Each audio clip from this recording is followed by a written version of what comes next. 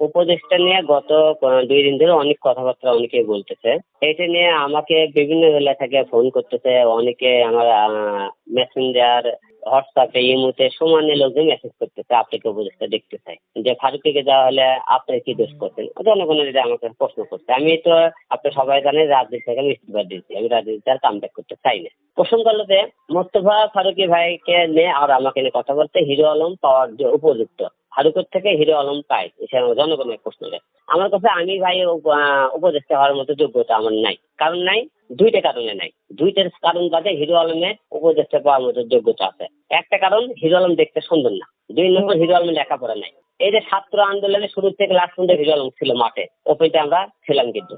2 নম্বর, যেখানে অন্য অত্যাচার সেখানে কিন্তু হিরো আলম ঝাঁপে বসে এবং কথা বলছে।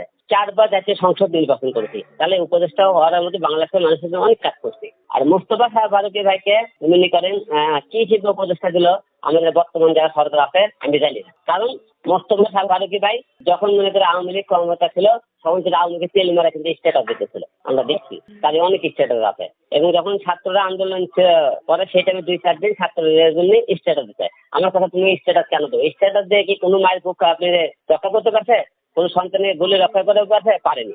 কারণ তাহলে তারা মাঠে নামে কথাবার্তা দেয়। এবং ফারুকী ভাই এমন কোনো বাংলাদেশের জায়গায় দেখে নেই যেখানে অন্য অত্যাচার হলে সে ঝাঁপে বসে মানুষের কথাবার্তা বলছে, তাকে এই ধরনের আমরা ঘটনাও দেখি। কারণ সে তাহলে উপদেষ্টা কি হিসেবে হয়? আরেকটা প্রশ্ন, যারা বঙ্গবন্ধু পরিবারের মনে করে কাজ করতে ধরে, যেমন আরদিন শুভ এবং আরো যারা আর্টিস্ট আছে, তারা আওয়ামী লীগের কাজ করলে তারা পুরস্কারে নেওয়া হয়েছে, তার সম্মান কেড়ে নেওয়া হয়েছে, তারা কেমন হেনস্থ করা হয়েছে। তাহলে সেই ঘটনাটা যদি তারও উদ্দেশ্য হয়, তাহলে তার মোস্তফা ফারুকীর স্ত্রী তৃষা আপু তো তাহলে বঙ্গবন্ধু সিনেমাতে কাজ করছে, সে কেন অপরাধী না? তাহলে সে বলি সেই অপরাধীর বঙ্গবন্ধু ঘরে থেকে সিনেমা কাছে অপরাধী না হয়, সেই ঘরে থেকে উপদেষ্টা ফারুকী ভাই কি হিসেবে হয়? এই জনগণের প্রশ্ন, আমারও প্রশ্ন, সবার প্রশ্ন।